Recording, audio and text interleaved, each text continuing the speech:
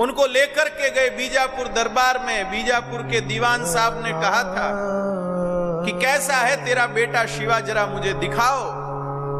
और शिवाजी महाराज को ले गए वहां पर। शिवाजी महाराज को ले गए। रास्ते में एक कसाई एक गौ माता को पकड़ करके ले जा रहा था। शिवाजी महाराज का देखते ही खून खौल उठा। आप जानते हैं यह घटना जब घटी, शिवाजी महाराज की आयु मात्र 9 वर्ष की थी। 9 वर्ष का बालक वह शिवा गरजता है उस बीजापुर सल्तनत में, उस बीजापुर राज्य में, जहां उनके पिताजी एक नौकर हैं, एक सेवक हैं, लेकिन गरज उठे शिवाजी महाराज, कहां ले जा रहा है गैया को, छोड़। वह बोला, कौन होता है तू मुझे रोकने वाला? मुझे परमिट प्राप्त है, मुझे अनुमति प्राप्त है। मैं इस गाय को ले जाकर इसका वध करूंगा, इसके मांस का विक्रय करूंगा। शिवाजी महाराज कहते हैं जीवित रहेगा तो करेगा, बचना चाहता तो छोड़ गैया को और जा। वह वध करने वाला व्यक्ति तैयार नहीं हुआ। उसे 2 बार 3 बार शिवाजी महाराज ने कहा, लेकिन जब वो नहीं माना तो जिस हाथ से उसने गौ माता के गले में फंदा डालकर रस्सी पकड़ रखी थी, उस हाथ को ही तलवार से अलग कर दिया शिवाजी महाराज। मामला पहुंच गया बीजापुर के दरबार में। ध्यान से सुनते रहिएगा।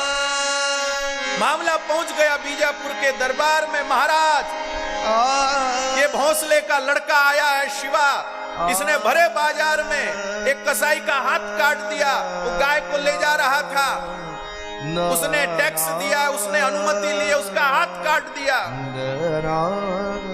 दीवान साहब ने कहा, आने दो उस शिवा को, मैं बात करूंगा। और जैसे ही शिवाजी महाराज दरबार में आए, पिताजी ने कहा, शिवा ये तूने क्या किया? तेरी शिकायत पहुंच गई है यहाँ पर, चल जल्दी से दीवान साहब को प्रणाम कर।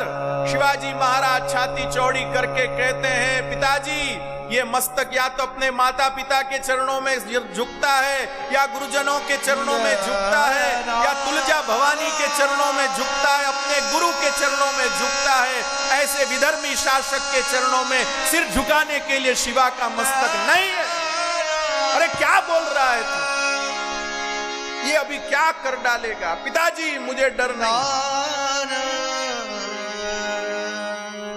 बीजापुर का दीवान बोलता है, शिवा पहली बात तो तू दरबार में गुस्ताखी कर रहा है, और दूसरी बात तेरी हिम्मत कैसे हुई भरे बाजार में उस कसाई का हाथ तूने कैसे काट दिया?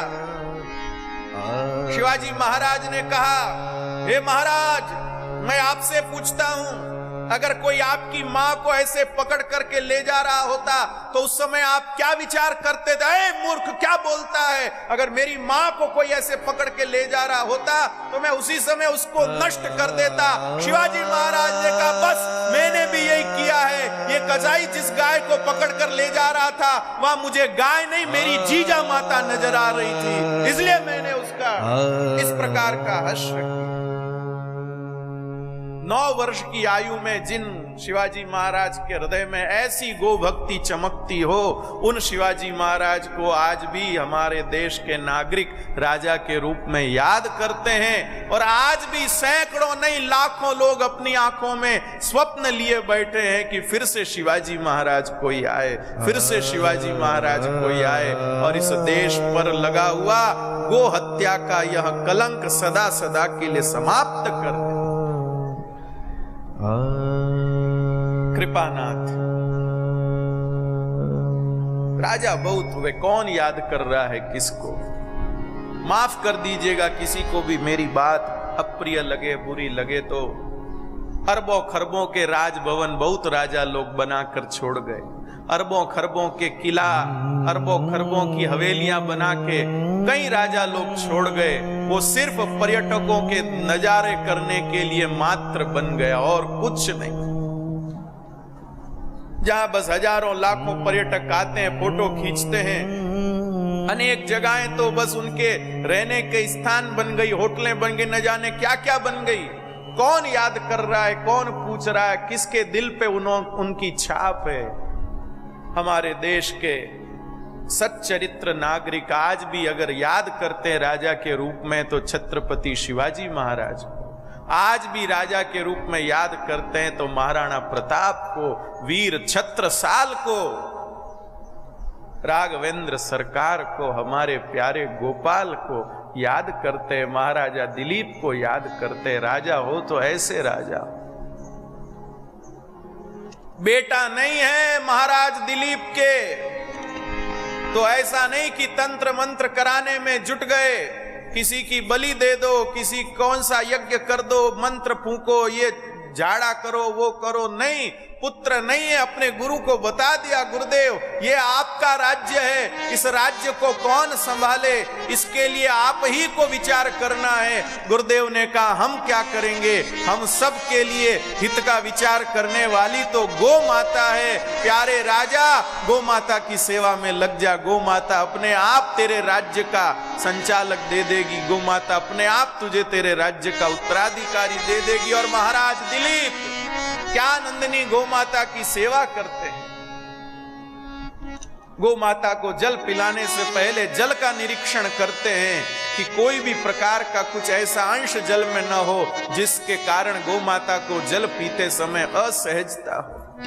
जिस स्थान पर गो माता बैठकर विश्राम करती है उस स्थान को स्वच्छ करके अपने हथेली को उसके ऊपर उल्टी घुमाते हैं ताकि कहीं उस पर कांटा कंकड़ कुछ भी चुभने जैसा हो तो पहले मेरे हाथ को चुभ जाए, ताकि गो माता जब लेटे तो उनको वो कष्ट नहीं हो, उनको वो छुए नहीं। ऐसी गो माता की चिंता करने वाले राजा दिलीप, उनको रघु जैसा पुत्र प्राप्त होता है। मेरे भाई बहन, उनको रघु जैसा पुत्र प्राप्त होता है।